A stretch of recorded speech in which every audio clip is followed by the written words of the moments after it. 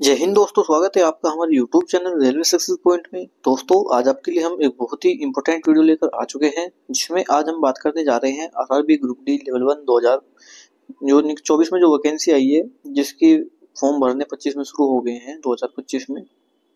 ठीक है, उसके लिए हमने एक सीरीज चलाई है जिसमें हम प्रीवियस ईयर यानी कि 2019 जो एग्जाम हुए यानी कि जिसके एग्जाम 2022 में हुए ओरिजिनल आंसर की है, जिसकी हम उसका सॉल्यूशन करा रहे हैं। यानी कि प्रीवियस ईयर की जो ओरिजिनल आंसर की है हम उसका सॉल्यूशन करा रहे हैं।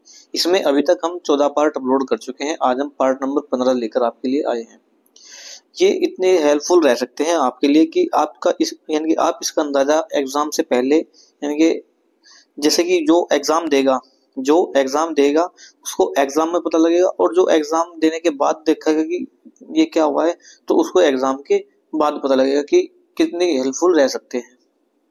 क्योंकि दोस्तों इनका जो यानी कि मतलब प्रॉफिट है मुझे खुद एग्जाम में देखने को मिला है।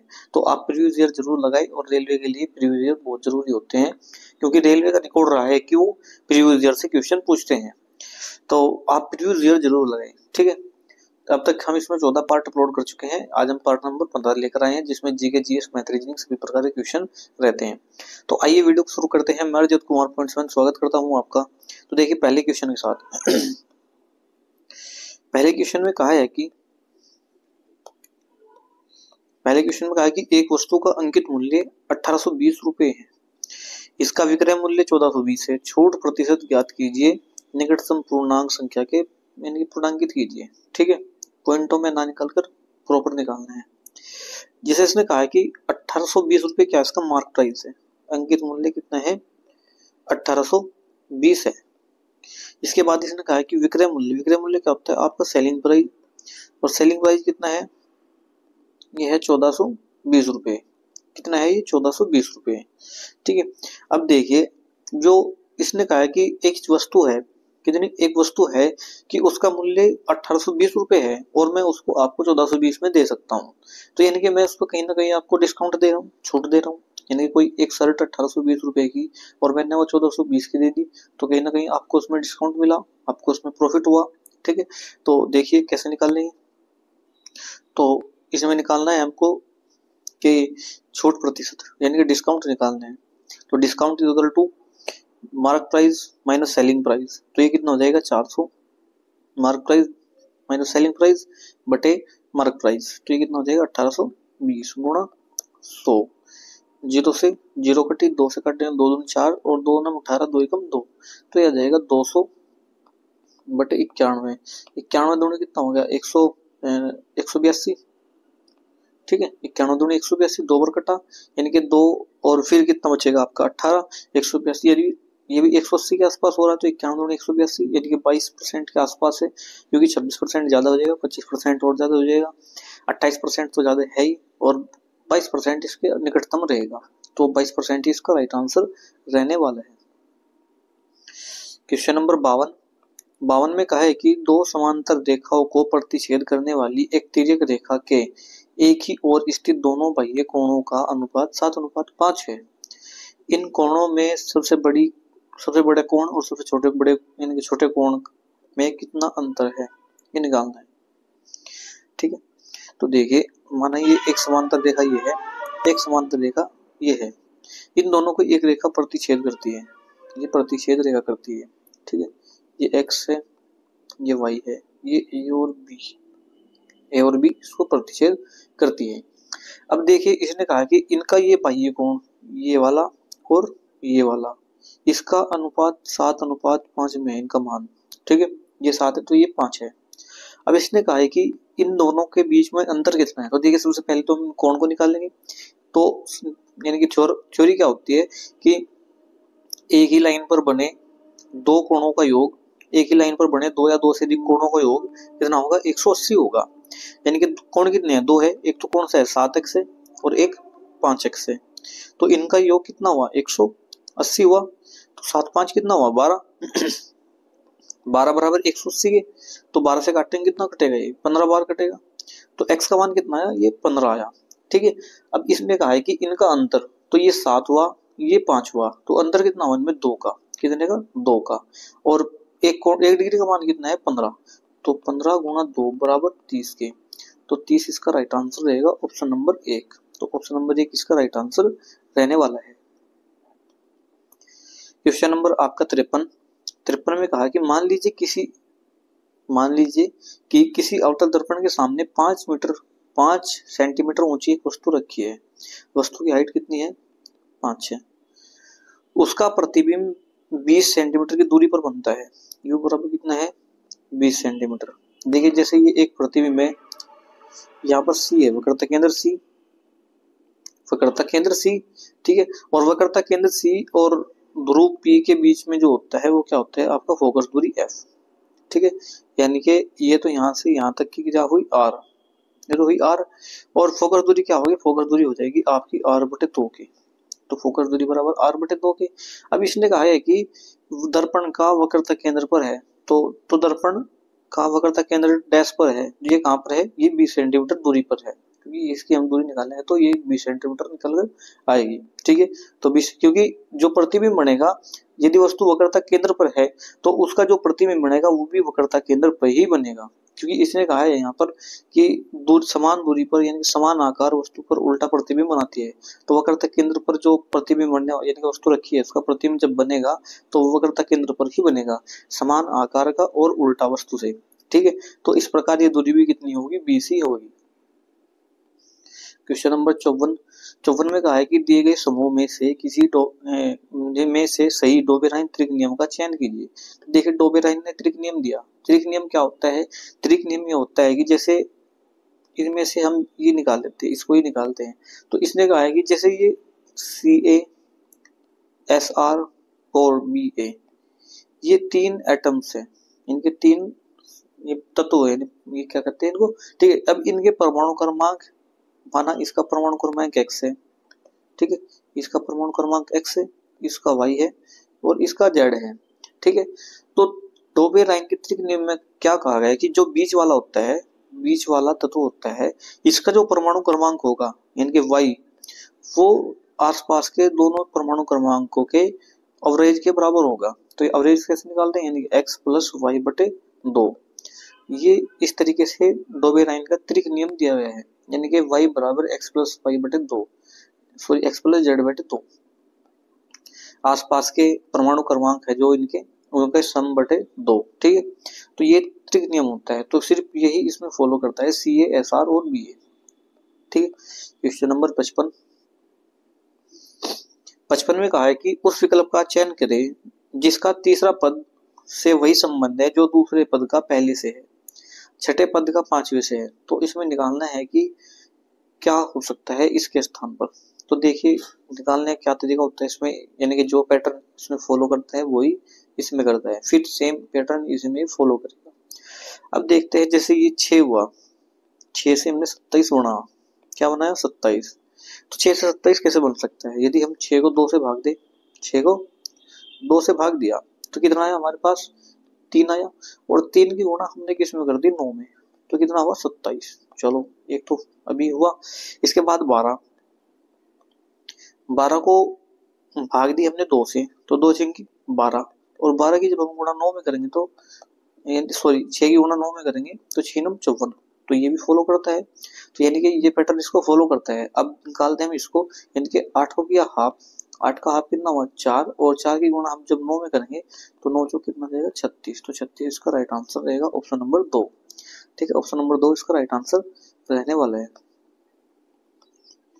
क्वेश्चन नंबर 56, प्लस का अर्थ भाग है। देखिए प्लस का अर्थ भाग है, माइनस का अर्थ प्लस है, माइनस का अर्थ प्लस है, और गुणा का अर्थ माइनस है, गुणा का अर्थ माइनस है। इसके बाद भाग का अर्थ गुणा है, तो भाग का अर्थ क्या है? गुणा है। देखिए अब इसको सोल्व करना है, तो सबसे पहले इसको सोल्व करेंगे क्योंकि ये सबसे छोटे ब्रैकेट में है। तो 16 गुणा 6, यानी कि 16 गुणा 6, इसको क्या लिख सकते हैं? गुणा को क्या आ गया है? माइनस, तो 16 माइनस 6 बराबर किसका जाएगा? 10 के, ठीक है। तो ये किसका आया? 10 के। तो इसकी जगह क्या रख सकते हैं हम? यहाँ पर रखते हैं 10।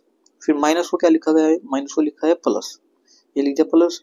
फिर इसको सोल्व करते हैं, यानी कि 2 भाग 3, तो भाग को क्या लिखा गया है? भाग को लिखा गया है गुणा, तो 3 दूनी 6, तो यहाँ जाएगा 6।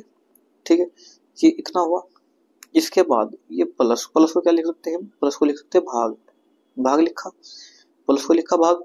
इसके बाद 4 माइनस 4, तो माइनस माइनस क्या होता है प्लस, यानी माइनस को क्या लिखा है प्लस, तो 4 और 4 कितना हो जाएगा 8 हो जाएगा। और फिर सबके बाहर भाग, और भाग का अर्थ कितना होता है, भाग का अर्थ है गुणा, गुणा 2 के। ठीक है, ये सोल्व करना है।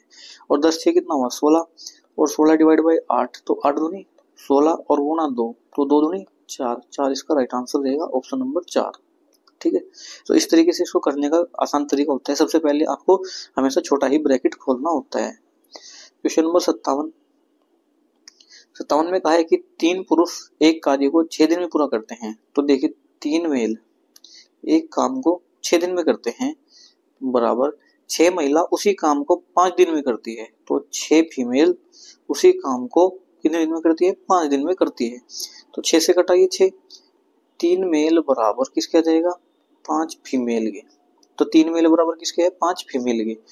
तो 1 मेल बराबर किसके आ जाएगा, ये आ जाएगा 5 फीमेल बटे 3 के, 5 फीमेल बटे 3 के। अब देखिए सोल्व कैसे करते हैं इसको। तो इसने कहा है कि 5 महिलाएं और 3 पुरुष इस कार्य को कितने दिन में कर देंगे। तो कितने कहा है कि 5 महिलाएं, तो 5 महिलाएं तो ये लिख दी जो कि 2, 5 फीमेल प्लस 3 पुरुष। तो देखिए 3 पुरुष होते हैं 3 मेल, तो 1 मेल किसके बराबर है कितनी फीमेल के, तो ये 5 बटे 3 फीमेल के बराबर है। 3 से घटा 3 कितना बचेगा 5 फीमेल, तो ये आया 5 फीमेल। ठीक है, कितने दिन में करते हैं, माना डी दिन में करते हैं। ठीक है, उसके बाद वैसे करते कितने दिन में है ये महिलाएं, ये करते हैं इनमें से कोई सा भी हम एक उठा सकते हैं, चाहे तो ये उठा सकते हैं चाहे ये उठा सकते हैं। तो हमने शुरू का उठाया 3, अब मेल है तो हमको फीमेल में बदलना होगा क्योंकि सारा हम फीमेल में लेकर चल रहे हैं। तो फीमेल यानी कि एक मेल किसके बराबर है 5 बटे 3 फीमेल के, 5 एफ बटे 3 और गुणा ये 6 के, तो 3 से कटा 3। ठीक है, 5 और 5 10 हो जाएगा, 10 एफ इंटू डी बराबर 5 इंटू 6। देखिए 5 दूनी 10 और 2 से यहाँ 2 आ जाएगा, और 2 से काटेंगे 6 कितना आ जाएगा 3 बार। तो डी बराबर कितना आया, डी बराबर आया 3, तो 3 ही इसका राइट आंसर रहेगा ऑप्शन नंबर 2। तो ऑप्शन नंबर 2 इसका राइट आंसर रहने वाला है। तो देखिए अब क्वेश्चन नंबर आपका 58 सोल्व करते हैं। ये आपको एक श्रृंखला दी है, इसको सोल्व करना है और प्रश्न चिन्ह के स्थान पर क्या आएगा वो आपको बताना है। तो देखिए ये जैसे आपको दिया है 1.1, 1.2, 1.4, 1.8, 2.5, तो हम इसको पॉइंट हटाकर सीधा एक सीरीज में लेते हैं, यानी 11, 12, 14, 18, 25। देखिए 11 से 12 हुआ 1 बढ़े, 12 से 14 हुआ 2 बढ़े, 14 से 18 हुआ 4 बढ़े, और 18 से 25 हुआ 9 बढ़े। तो देखिए 1 से 2 1 बढ़े, 2 से 2 बढ़े, 4 से 9 5 बढ़े, और 9 से कितना बढ़ेंगे हम, सॉरी 4 से ये देखिए ये यहाँ पर कितना है, ये 7 बढ़े हम, कितना बढ़े 7 बढ़े, क्योंकि 18 से 7 25 होते हैं। ठीक है, अब देखिए 1 से 2, 2 से 4, 4 से 7, यानी कि पहले 1 बढ़े फिर 2 बढ़े फिर 3 बढ़े, अब कितना बढ़ेंगे 4 बढ़ेंगे। ठीक है, तो 4 बढ़ेंगे तो कितना हो जाएगा 11। ठीक है, 7 और 4 11, और 25 11 कितना होता है आपका 36, 36 होता है। और जब 36 को पॉइंट लगाएंगे तो 3.6 इसका राइट आंसर रहेगा ऑप्शन नंबर 1। तो ऑप्शन नंबर 1 इसका राइट आंसर रहने वाला है। क्वेश्चन नंबर 59, 59 में कहा कि एथेनॉल का एसिटिक अम्ल में रूपांतरण किसका उदाहरण है। तो एथेनॉल का एसिटिक अम्ल में किसका रूपांतरण है, तो यह है ऑक्सीकरण अभिक्रिया। तो ऑक्सीकरण अभिक्रिया इसका राइट आंसर रहेगा ऑप्शन नंबर 2। ठीक है, ऑप्शन नंबर 2 इसका राइट आंसर रहने वाला है। क्वेश्चन नंबर 60, 60 में कहा है कि वर्ष 2021 में निम्न में से कौन संयुक्त राष्ट्र मानव अधिकार परिषद HRC, क्या HRC की सलाहकार समिति के पहले अध्यक्ष कौन थे भारतीय। तो जो सलाहकार समिति थी HRC की, उसके जो अध्यक्ष बने थे वो बने थे आपके अजय मल्होत्रा। तो अजय मल्होत्रा इसका राइट आंसर रहेगा। क्वेश्चन नंबर 61, 61 में कहा है कि एक निश्चित कोड भाषा में MATCH, देखिए MATCH को क्या लिखा है NDYJ क्यों, और SKULL को क्या लिखा है, TNZSU। तो इस प्रकार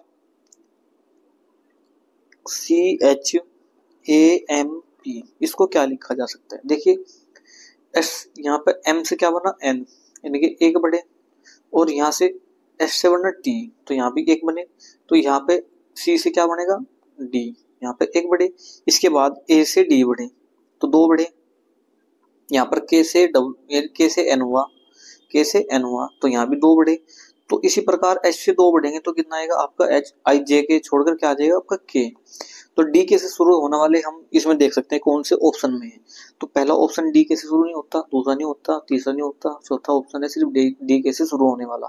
ठीक है, बाकी समय क्यों वेस्ट करें जब हमको आंसर यहीं पर मिल जाता है। ठीक है, तो इस प्रकार इसको शॉर्ट कर लेते हैं और हम आसानी से अपना समय बचा सकते हैं एग्जाम में। ठीक है, क्योंकि दोस्तों एग्जाम में आपको यानी ग्रुप डी एग्जाम में आपको 90 मिनट मिलेगी, कितनी मिनट मिलेगी 90, और 100 क्वेश्चन होंगे। ठीक है, जिसमें से 25 आपके मैथ के होंगे, 30 आपके रीजनिंग होंगे, और ये तो हुआ आपका कैलकुलेटिव, कितने हुए कैलकुलेटिव, कितने हो गए 55 कैलकुलेटिव हो गए, और 5 आप इसमें न्यूमेरिकल्स जोड़कर चले, 5 न्यूमेरिकल, 5 से 6 न्यूमेरिकल आपको जोड़ के चले, तो यानी कि 60 से 61 क्वेश्चन आपको कैलकुलेटिव क्वेश्चन देखने को मिलेंगे। और इनमें अगर हम एवरेज यानी कि टाइम लगाए तो 1 पॉइंट यानी कि इनमें यदि आपके 75 से 80 मिनट भी लगते हैं तो बाकी आपको जो साइंस बचेगा, जीके बचेगी, वो आपको कितने समय में करनी होगी, 15 से 20 मिनट में आपको ये करनी होगी। तो ये आपके लिए बहुत ही समय कम रहता है, आप इसको बचा कर ही चले। ठीक है, तो आइए देखते हैं क्वेश्चन नंबर 62 में कहा कि सभी चमगादड़ स्तनधारी है, तो ये चमगादड़ है, ये चमगादड़ है, और सभी चमगादड़ क्या है स्तनधारी है, तो देखिए ये सारे क्या है स्तनधारी है। इसके बाद इसने कहा कि कुछ चमगादड़ विषाणु हुए, तो ये चमगादड़ हुए, और कुछ चमगादड़ विषाणु हुए, तो ये क्या हुए विषाणु, और सभी विषाणु रोगी है, तो यानी कि सभी विषाणु क्या हुए रोगी हुए। ठीक है, ये क्या हुए रोगी।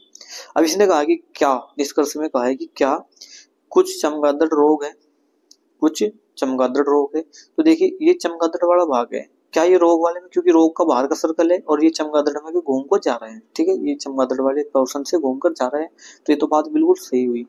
उसके बाद कुछ स्तनधारी विषाणु है, तो ये स्तनधारी वाला पोर्शन है, ये यहाँ तक, ये वाला स्तनधारी वाला पोर्शन है। ठीक है, और इसने कहा कि ये क्या विषाणु है, तो और विषाणु का यहाँ तक है, तो ये जो बीच का भाग हुआ ये तो विषाणु का हुआ ना, और स्तनधारी का हुआ, तो ये बिल्कुल बात सही है क्योंकि कुछ भाग इसका है, विषाणु के पास भी और स्तर के पास भी। ठीक है, स्तनधारी के पास भी। अब देखते हैं इसमें, तो ऑप्शन नंबर 4 निष्कर्ष 1 और निष्कर्ष 2 इसका पालन करते हैं। ठीक है, क्वेश्चन नंबर 63 में कहा है कि निम्नलिखित संख्या प्रतीक श्रृंखला के आधार पर पूछे गए प्रश्न का उत्तर दीजिए, तो ये आपको दिया है। ठीक है, उक्त श्रृंखला में ऐसे कितने प्रतीक है जिनके ठीक बाएं एक सम संख्या और ठीक पहले एक विषम संख्या होती है। ठीक है, तो आपको इनमें पहचानना है क्या कि ऐसे कितने प्रतीक हैं, तो माना एक प्रतीक ये है मेरे पास, इसके ठीक बाद एक सम संख्या, तो ठीक बाद एक सम संख्या और ठीक पहले एक विषम संख्या, तो ठीक पहले एक विषम संख्या, इस प्रकार का आपको इसमें पैटर्न देखना है। तो देखिए यहाँ से चलते हैं, ये प्रतीक हुआ, इससे पहले यानी कि सम संख्या विषम संख्या होनी थी और विषम संख्या इसके पास है नहीं। इसके बाद ये प्रतीक हुआ ये, तो इसके पास पहले एक विषम संख्या और बाद में क्या है एक सम संख्या है, तो एक तो यही हुआ। इसके बाद यहां से चलते हैं, ये भी नहीं फॉलो करता, इनमें से देखिए ये आपका फॉलो करता है यहाँ पे हैशटैग, यानी कि 5 तो होगी विषम संख्या, 2 होगी सम संख्या और बीच में क्या है आपका ये प्रतीक है। इसके बाद देखते हैं, ये आपका पहले सम संख्या हो गई और यहाँ पर कोई विषम यानी कि सम संख्या नहीं है, तो सिर्फ ये 2 ही इसको फॉलो करते हैं, तो 2 इसका राइट आंसर रहेगा ऑप्शन नंबर 4। तो ऑप्शन नंबर 4 इसका राइट आंसर रहेगा।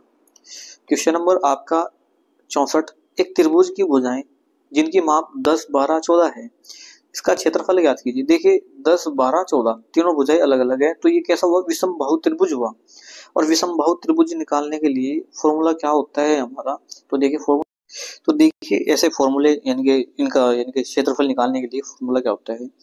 तो फॉर्मूला आपको सभी को पता है कि सबसे पहले क्या होता है, इनका सेमी पैरामीटर निकाला जाता है। क्या निकाला जाता है? सेमी पैरामीटर निकाला जाता है। तो देखिए थोड़ा ये पेन मिस्टेक कर रहा है इसलिए। तो सेमी पैरामीटर निकालने के लिए हमको 10, 12 और 14, देखिए इसका सेमी पैरामीटर निकालने के लिए 10 प्लस 12 प्लस 14 इनका योग करके इनको 2 से भाग देना है। तो ये कितना आ जाएगा? योग आ जाएगा 36 और 2 से भाग देंगे तो आ जाएगा आपका 18। तो s बराबर 18 आया। फॉर्मूला क्या होता है इसका क्षेत्रफल का? तो ये होता है under root s into S minus A, S minus B और एस माइनस सी। तो देखिए अंडर रूट एस कितना है आपका 18, कितना है 18, और 18 माइनस 10 कितना हो जाएगा 8, और 18 माइनस 12 कितना हो जाएगा 6, और 18 माइनस 14 कितना हो जाएगा 8। तो जब हम इसको सोल्व करेंगे तो हमारे पास निकल कर आएगा 24 अंडर रूट 6। ये आप निकाल सकते हैं। जैसे 9 ये 18 है, इसका क्या आ जाएगा 9 बाहर, 9 का मतलब 3 बाहर, इसी प्रकार इसमें से 2 बाहर, इसी प्रकार उसका पूरा 2 बाहर, और इसमें से 2 बचेगा, इनमें से 2 बाहर। तो 2 दूनी 4 यानी कि 2 दूनी 4 या 12 दूनी 24। तो 24 अंडर रूट 6 इसका राइट आंसर रहेगा। क्वेश्चन नंबर 65 में कहा है कि तांबे के एक तार की त्रिज्या 0.5 mm और लंबाई 5 मीटर है।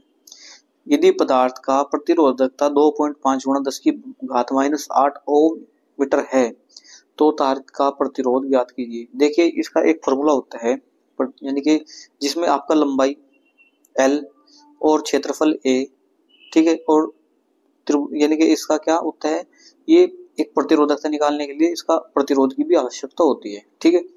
तो इसमें सबसे पहले हमको निकालना क्या होता है, क्षेत्रफल, इस तार का क्षेत्रफल निकालना होता है। तो क्षेत्रफल निकालने के लिए क्या होता है, आपको लंबाई दी है त्रिभुज का, यानी कि नहीं सॉरी क्षेत्र त्रिज्या इसकी दी है, r बराबर दी है, तो हम इसका क्षेत्रफल निकाल लेंगे। और क्षेत्रफल किस में निकालेंगे, पाई में ही निकालेंगे, पाई का मान ना रख के। तो इस प्रकार हम जब इसका टोटल कैलकुलेट करेंगे तो 10.10 बटे पाई इसका राइट आंसर आ जाएगा।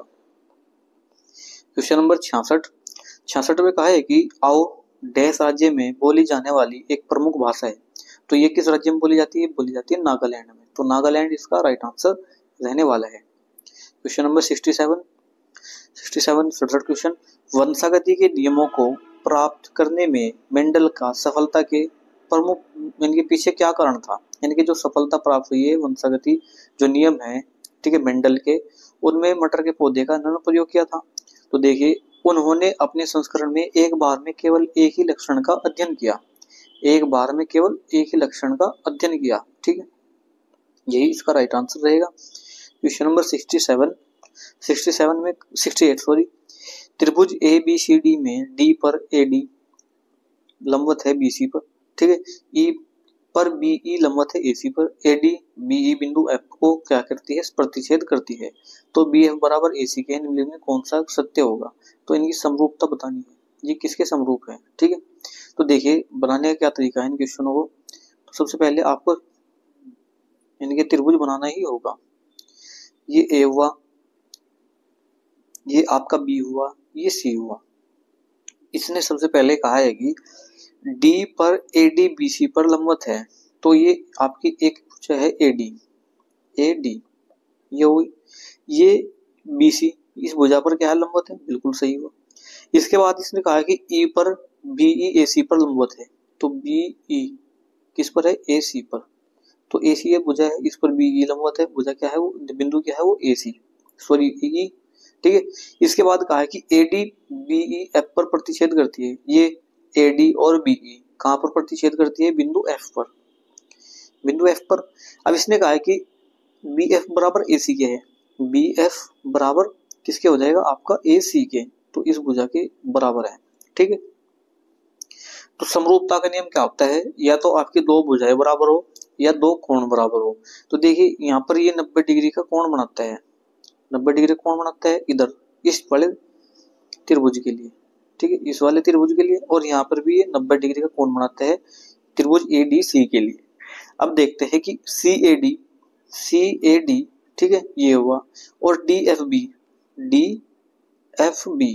ये हुआ, ठीक है, ADC और DFB क्या ये समरूप है, ठीक है। तो समरूप में दो भुजाएं बराबर होनी चाहिए या दो कोण बराबर होने चाहिए, तीनों भुजाएं बराबर हो, तीनों कोण बराबर हो। तो इसके बाद CAD और FBD, तो CAD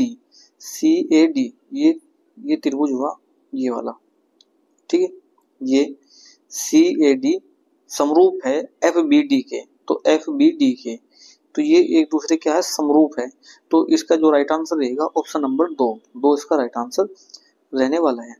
क्वेश्चन नंबर 69 में कहा है कि UVWXYZ 6 विद्यार्थी है जो विद्यालय के किसी असाइनमेंट में के लिए वर्ताकार मेज के परितः केंद्र की ओर मुख कर बैठे हैं। चलो सबसे पहले हम मेज लेंगे एक वर्ताकार, इसमें 6 व्यक्ति बैठाएंगे, 1 2 3 4 5 6 ये हुए। अब इसने कहा कि x W के ठीक बगल में है, चलो इसको छोड़ते हैं क्योंकि हम बाएं से दाएं को लेंगे। V W के बाएं तीसरे स्थान पर है, V है जो W के बाएं तीसरे स्थान पर, तो W कहाँ होना चाहिए यहाँ पर, इसका बायां तीसरा इधर घूम के जाएंगे तो ये होगा, ठीक है।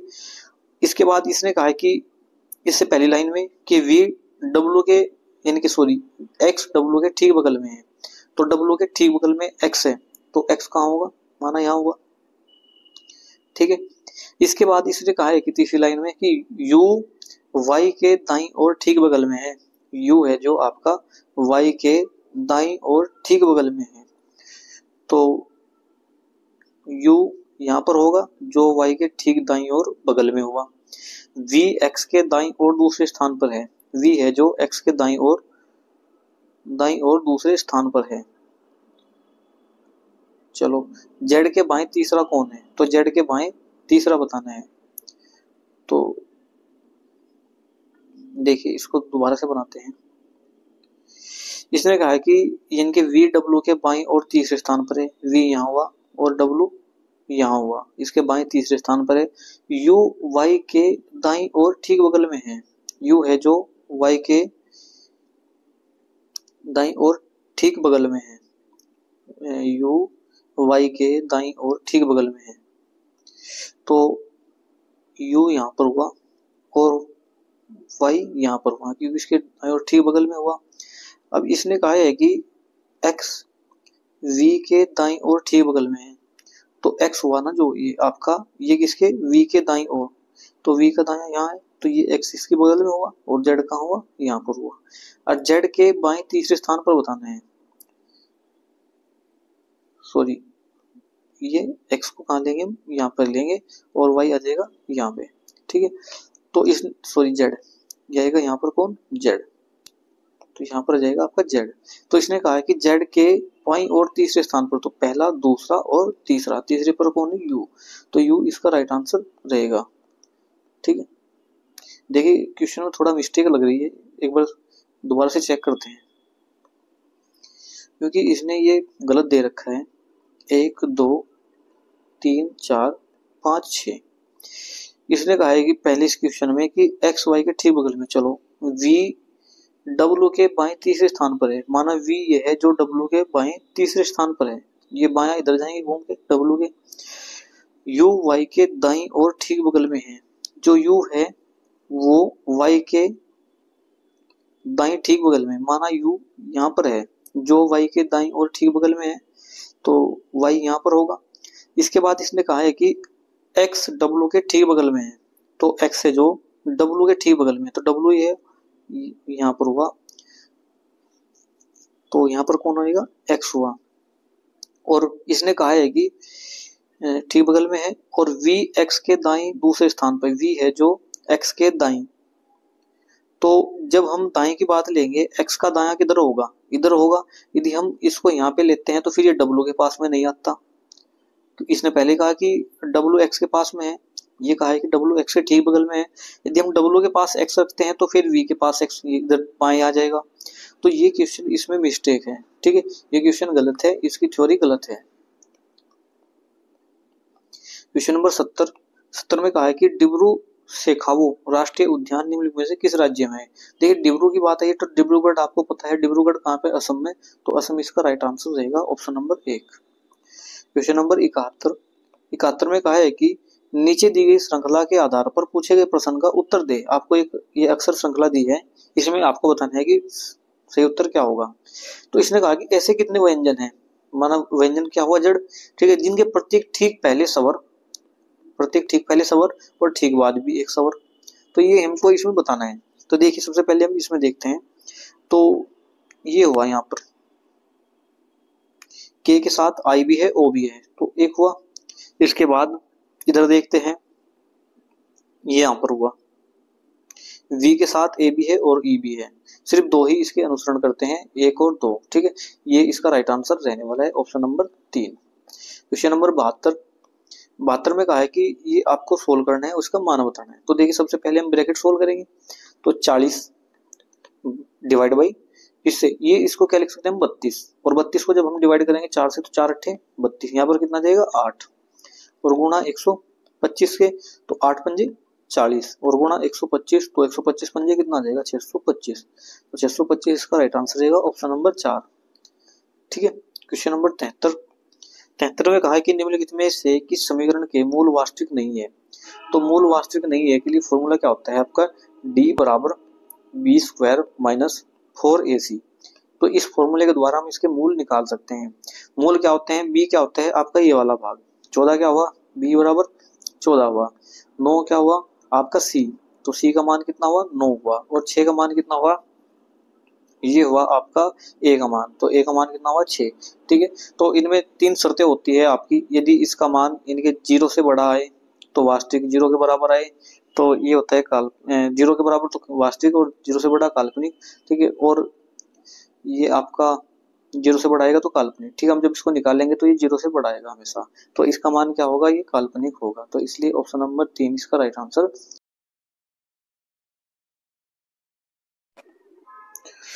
देखिए दोस्तों अभी क्वेश्चन देखते हैं हम, क्वेश्चन नंबर आपका 74 में कहा है कि 1.345, तो 1.345 इसमें जोड़ना है आपको 13.45, इसके बाद इसमें जोड़ना है 0.05 यानी 0.0596, इसके बाद ये हुआ, और 1.3 आपको एक और इसमें जोड़ना है 0.1354, ठीक है। तो जब इसको जोड़कर आएगा ये आपका आएगा 14.991, ठीक है।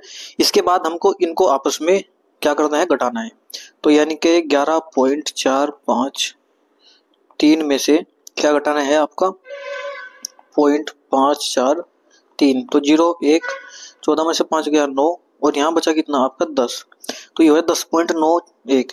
जब हम 10.91 को, यानी कि ये तो बड़ी संख्या होगी ये छोटी संख्या होगी, इसमें से इसको घटाएंगे तो आपका 4.8 के समथिंग आएगा, तो के का मान कितना आएगा 4.8, ठीक है। इसके बाद नेक्स्ट क्वेश्चन, क्वेश्चन नंबर 75 में कहा है कि उत्पादन प्रक्रिया में प्रयुक्त स्वर स्वामित्व वाले आगतों की लागत क्या होती है, इसका अभिप्राय क्या है। तो ये क्या है, अंतर्निहित लागत, तो अंतर्निहित लागत इसका राइट आंसर रहेगा ऑप्शन नंबर 3। क्वेश्चन नंबर 76, इसमें कहा कि उस त्रिभुज का क्षेत्रफल ज्ञात करें जिसका आधार कितना है 126.4 और ऊंचाई कितनी है 54.8 है। तो देखिए जब भी किसी त्रिभुज का क्षेत्रफल निकाला जाता है और जिसमें आधार और ऊंचाई दी हो, तो उसका जो फॉर्मूला होता है त्रिभुज के क्षेत्रफल का, ये होता है आपका 1/2 आधार बेस इंटू हाइट, ठीक है। तो 1/2 बेस कितना है इसका, ये दिया है 126.4, और गुणा हाइट कितनी दी है ये आपकी 54.8, ठीक है। 2 से भाग देंगे इसे, तो 2 से भाग देंगे तो ये कितना आ जाएगा, 2 6 12, 2 3 6, 2 दूनी 4, तो ये आ जाएगा 63.2 गुणा 54.8। देखिए अब हमारे पास यानी कि यदि हम 6 की यानी कि 6 की इसमें करें, 6 पंजे 30, ठीक है, 6 पंजे 30, तो यानी कि 30 के समथिंग आएगा, 30 और 35 के बीच में कहीं ना कहीं, क्योंकि हम अप्रोक्स वैल्यू ले रहे हैं, तो 6992 ये तो कभी नहीं हो सकते। अब कंफ्यूजन है इसमें और इसमें, अब इसमें उसमें कंफ्यूजन दूर करने के लिए आप सीधे डायरेक्ट इसकी गुणा कर ले, और इसमें यानी कि देखिए 8 दूनी 16 करेंगे हम यूनिट डिजिट से, तो तब भी लास्ट में 6 आना है, तो दोनों में 6 है, ठीक है। तो इसमें आप डायरेक्ट गुणा करें और इसमें निकल जाएगा, बाकी ये दो आंसर नहीं है, ठीक है। क्वेश्चन नंबर 77, तो 77 में कहा है कि सल्फर वर्णक हेमोग्लोबिन इनमें से किसमें मौजूद होता है।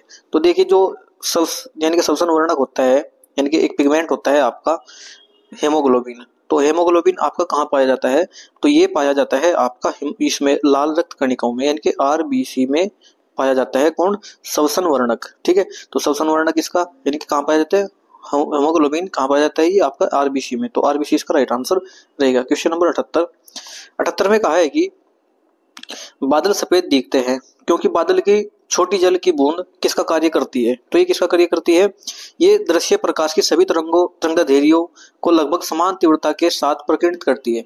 जैसे आपकी एक बूंद होती है पानी की, तो इस पर जब ये सूर्य का प्रकाश डलता है तो ये आपका एक प्रिज्म की भांति कार्य करता है। किसकी भांति, प्रिज्म की भांति कार्य करता है।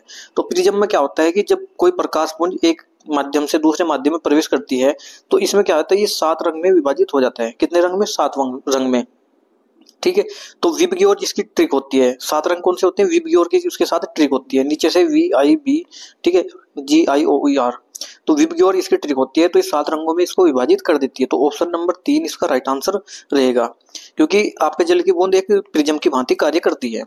अब इसने कहा है कि टूटी हड्डियों को सही स्थिति में बनाए रखने हेतु सहारा देने के लिए चिकित्सा प्लास्टर, यानी कि चिकित्सा प्लास्टर के रूप में इनमें से किस पदार्थ का उपयोग किया जाता है, तो ये किस पदार्थ का उपयोग किया जाता है, CaSO4 इंटू हाफ H2O।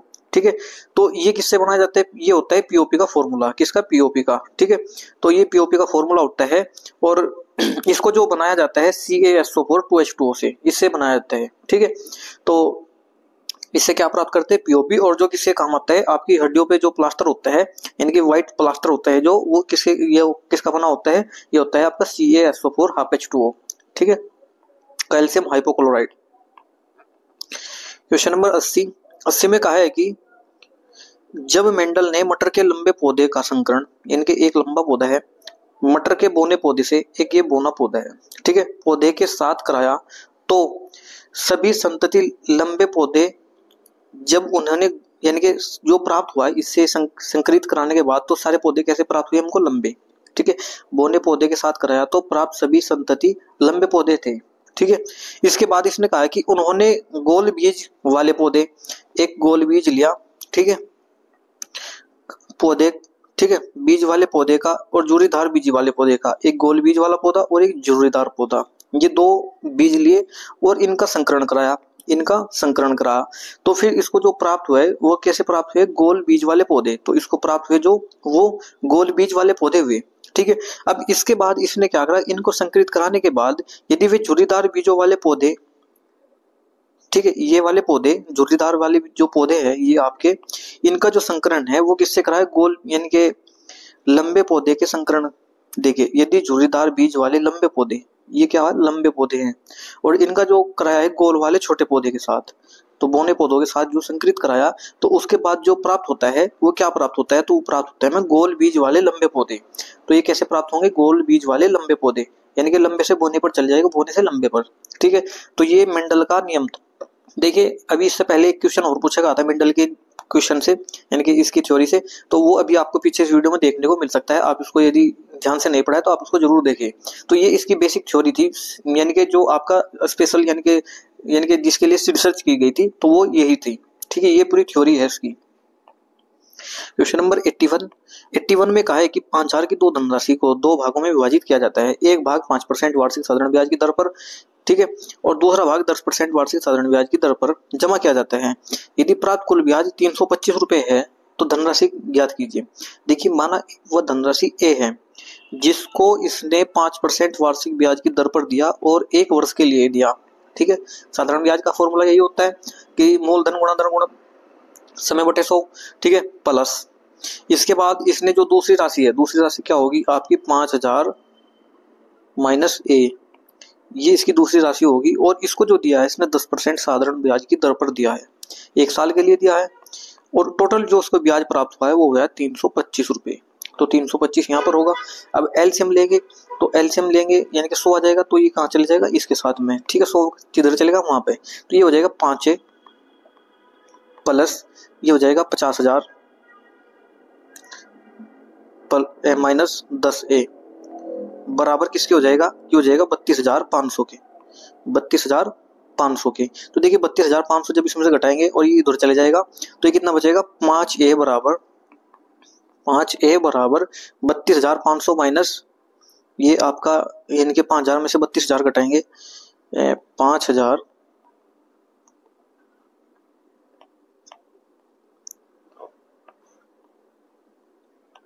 देखिए, तो ये बचेगा आपका 0 और यहाँ बचेगा 5 और यहाँ बचेगा आपका 9 2 गया 7 और यहाँ बचेगा आपका 4 4 में से 3 गया 1 और यहाँ 1 0। तो जब हम इसको 5 से काटेंगे तो आपका आ जाएगा 35। तो क्योंकि आपका 35 बार कट जाएगा, ठीक है, 35 पंजे 175 होता है, तो ये इसका राइट आंसर रहेगा ऑप्शन नंबर 3, क्योंकि हमको ए का ही मान निकालना था और ए का मान हमारा कितना है 3500, तो 3500 इसका राइट आंसर रहेगा ऑप्शन नंबर 3। क्वेश्चन नंबर 82 में कहा है कि भारत में डैश का नाम उत्तरी सरकार है, तो किसका नाम ये उत्तरी सरकार है, तो ये किसका है, तटीय मैदान का। तो जो तटीय मैदान हो उनको क्या कहा जाता है, उत्तरी सरकार, ठीक है, तो ये इसका राइट आंसर रहेगा। क्वेश्चन नंबर 83 में कहा है कि निम्न में से कौन सा बंदरगाह भारत के पूर्वी तट पर है।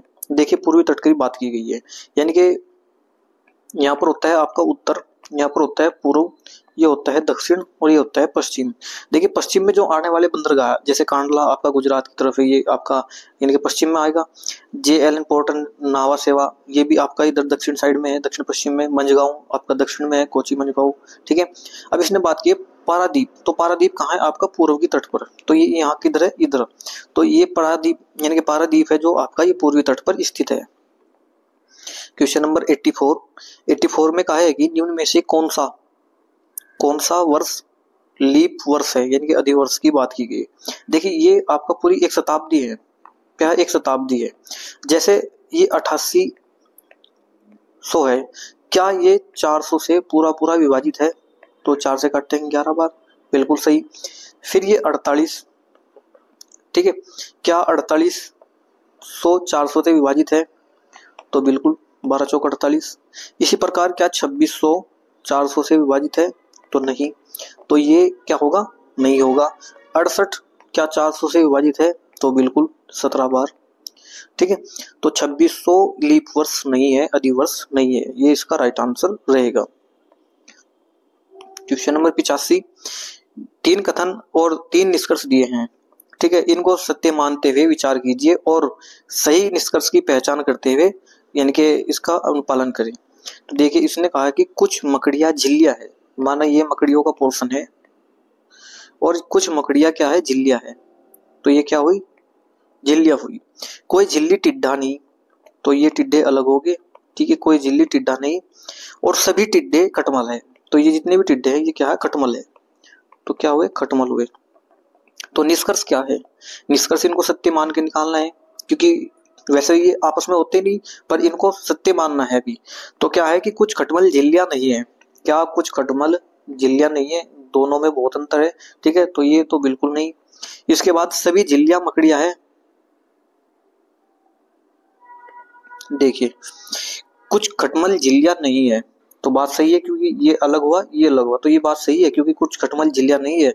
इसके बाद सभी झिल्लियां मकड़ियां है, क्या सारी झिल्लियां मकड़ियां है, क्या ये वाला सारा का सारा मकड़ियां है, नहीं, कुछ भाग ही मकड़ी है, सिर्फ ये वाला, ठीक है। इसके बाद सभी खटमल टिड्डे है, क्या सभी खटमल टिड्डे है, नहीं, कुछ खटमल का भाग ही टिड्डा है, ये इतना भाग टिड्डा है, लेकिन सारे टिड्डे खटमल है, सारे टिड्डे खटमल है, तो ये भी क्या होगा, आपका गलत होगा। तो ऑप्शन नंबर सिर्फ यानी कि एक, यानी कि निष्कर्ष एक ही अनुसरण करता है, तो आपका ऑप्शन नंबर 4 में लिखा गया है कि ऑप्शन नंबर यानी कि 4 में केवल एक ही अनुसरण करता है, निष्कर्ष नंबर 1 इसका पालन करता है। क्वेश्चन नंबर आपका 86, 2022 में आयोजित अंडर 23 यानी कि अंडर 23 एशियाई कुश्ती चैंपियनशिप में कांस्य पदक जीता, तो ये किसने जीता था, आपका दीपक पुनिया। तो दीपक पुनिया इसका राइट आंसर रहेगा, ये कुश्ती से संबंधित है, रवि दहिया कुश्ती से संबंधित है, यानी कि सुनील कुमार और अंशु मलिक, ठीक है। तो सिर्फ बात की गई है अंडर 23 की 2022 में। क्वेश्चन नंबर 87 में कहा है कि एक दर्जी के पास 22 मीटर कपड़ा है, कितना कपड़ा है, 22 मीटर। अब इसने कहा कि उसे प्रत्येक मीटर कपड़े में 5 टुकड़े काटने हैं, तो 1 मीटर टुकड़े में कितने काटने हैं इसको, 5 मीटर, तो 1 में काटेगा ये 5 टुकड़े, तो 22 मीटर कपड़े में कितने काटेगा, तो 22 मीटर में काटेगा 22 पंजे 110, ठीक है, 22 पंजे 110, तो 110 टोटल टुकड़े काटेगा ये, तो 110 इसका राइट आंसर रहेगा। क्वेश्चन नंबर 88 में कहा है कि दी गई अभिक्रिया में किस पदार्थ का अपचयन होता है। तो ये आपको Fe2O3 फेरस ऑक्साइड दिया है और 2 यानी कि एल्यूमिनियम दिया है। अब इनको क्या करना है, आपस में यानी कि अपचयन अभिक्रिया करनी है और उसमें बताना है कि फेरिक ऑक्साइड क्या होगा, अपचयित हो जाएगा। अपचयित का मतलब ये इससे हट जाएगा ऑक्सीजन से और ऑक्सीजन एल्यूमिनियम पे जाकर मिल जाएगा। ठीक है, तो ये बन जाएगा आपका। ठीक है, क्वेश्चन नंबर 89, ये आपका पाई चार्ट से संबंधित क्वेश्चन है। रेलवे के सबसे बेहतरीन क्वेश्चन, फेवरेट क्वेश्चन है, अधिकतर पूछे जाते हैं खासकर ग्रुप डी में। अब इसने कहा है कि आपको एक पाई चार्ट दिया गया है जिसमें पूरे दिन यानी कि 24 घंटे के समय का उपयोग दर्शाया गया है। एक लड़का है, एक विद्यार्थी है जिसका 24 घंटे का समय दर्शाया गया है। आपको अध्ययन करना है और पूछे गए प्रश्न का उत्तर देना है।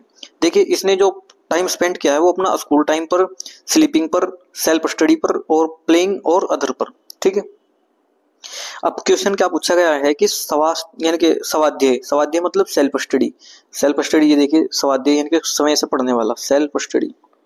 इसने कहा कि स्वाध्याय तथा स्कूल, ये हुआ आपका स्कूल टाइम, ठीक है, के लिए प्रयुक्त घंटों की संख्या के बीच लगभग कितना अंतर है। तो इन दोनों के बीच हमको अंतर निकालना है। तो अंतर निकालना तो यानी कि परसेंटेज में सेम अंतर होगा। तो देखिए, सबसे पहले हमको निकालना है कि स्कूल सबसे स्वाध्याय यानी कि सेल्फ स्टडी में, तो सेल्फ स्टडी में इसको कितना समय लगा। सेल्फ स्टडी का आपका ये ग्रे वाला पोर्शन है, ठीक है, तो ये कितना है आपका 16%, कितना है आपका 16%। और इसके बाद इसने कहा कि स्कूल का, अब स्कूल का कितना है, स्कूल का है आपका ये 30, तो 16 माइनस 30 कितना हो जाएगा आपका 14। तो 14% जो है ये आपका 24 घंटे का 14% जो समय है ये इनके बीच का अंतर है। ठीक है, अब देखिए 14 चौके 56, 5 आ जाएगा। ठीक है, और 14 दूनी 28, 28 5 कितना हो गया आपका 33। ठीक है, तो और 2 जीरो लगेगी। ठीक है, ये आपका हो जाएगा।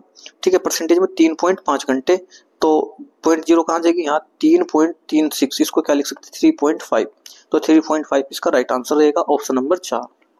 ठीक है, क्वेश्चन नंबर 90 क्वेश्चन में देखते हैं, पाउलकट राज्य में मनाए जाने वाला त्योहार है, सबसे बड़ा त्योहार है किस राज्य का। तो ये किस राज्य का है, मिजोरम का। तो मिजोरम में जो सबसे बड़ा त्योहार मनाया जाता है वो क्या है, पाउलकट। तो ये बहुत ही ज्यादा त्योहार से और नृत्य से और आपके ये जितने भी भाषा शास्त्रीय क्षेत्र है सब इनसे संबंधित क्वेश्चन, स्टैटिक जीके के बहुत ज्यादा क्वेश्चन पूछे जाते हैं। क्वेश्चन नंबर आपका 91, पाचन के संदर्भ में गलत कथन की पहचान कीजिए। तो अवशोषण स्वांगीकरण से पहले लेकिन पाचन के बाद, गलत। स्वांगीकरण अंतर्ग्रहण से पहले, यानी कि खाने से पहले स्वांगीकरण होता है, यानी कि अंतर्ग्रहण यानी कि जो पेट में जाता है, यानी कि जो आपकी छोटी इंटेस्टाइन होती है, ठीक है, उससे पहले इसका क्या होता है, स्वांगीकरण होता है, लेकिन अवशोषण के बाद होता है। ठीक है, तो ये इसका राइट आंसर रहेगा, ऑप्शन नंबर 2। क्वेश्चन नंबर आपका 92, देखिए 92 में क्या कहा है कि 12:3 समानुपात 8:x। देखिए आपका मैथ से संबंधित क्वेश्चन में x की वैल्यू निकालनी है। ठीक है, यदि इसमें ये पूछता है कि इसकी जगह पर क्वेश्चन मार्क देता और इसकी जगह पर क्या आएगा, तो ये आपका रीजनिंग का क्वेश्चन बन जाता। देखिए, तो 12/3 अनुपात समानुपात 8/x, तो 3 चौक 12 और 4 दूनी 8, तो x बराबर कितना आ जाएगा आपका 2, तो 2 इसका राइट आंसर रहेगा, ऑप्शन नंबर 2। क्वेश्चन नंबर आपका 93, जैव नवीनीकरण पदार्थों के बारे में विचार करने पर उनमें से यानी कि इनमें से कौन सा एक अभिनिष्ठ गुण मौजूद होता है। तो वे सभी मूल जैविक होते हैं। कैसे होते हैं, मूल जैविक। तो ये इसका यानी कि राइट आंसर रहेगा, ऑप्शन नंबर 2। क्वेश्चन नंबर 94 में कहा है कि आपको ये दिया है 12600। ठीक है, इसने कहा कि पी की क्यूब, तो 3 संख्या लेनी है आपको। कितनी संख्या लेनी है, 3। तो यानी कि और कैसी लेनी है, वे आरोही क्रम में यानी कि बढ़ते क्रम में अभाज्य संख्याएं। कैसी लेनी है, अभाज्य संख्या जो किसी से ना कटती हो। तो सबसे पहले क्या आएगी 2, ठीक है, 2 लिया। इसके बाद क्या आएगी आपकी 3, कितना 2 और 3, फिर क्या आएगा आपका 5, फिर क्या आएगा आपका 7। कितनी लेनी है, और हमको ये लेनी है 4, तो यही हुई। तो इसने कहा कि इसको माना P मान लिया और इसको क्या माना आपका Q मान लिया, इसको R मान लिया और इसको S मान लिया। तो क्या किया इसने कि P का क्यूब क्या है, तो 2 दूनी 4 दूनी 8। इसके बाद Q का क्या क्या है, स्क्वायर, तो 3 क्या 9। इसके बाद R का क्या क्या है, स्क्वायर, तो 25 गुणा, तो फिर 7 है ये 7 की पावर सिंगल रही।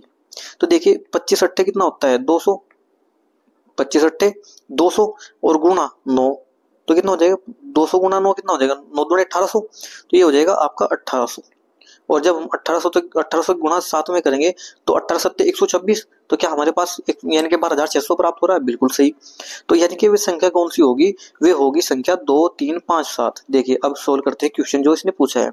तो p का मान 2 है, p का मान 2 है, q का मान 7 है और r का मान आपका q का मान 3 है, p क्यू r का मान 5 है और s का मान 7 है।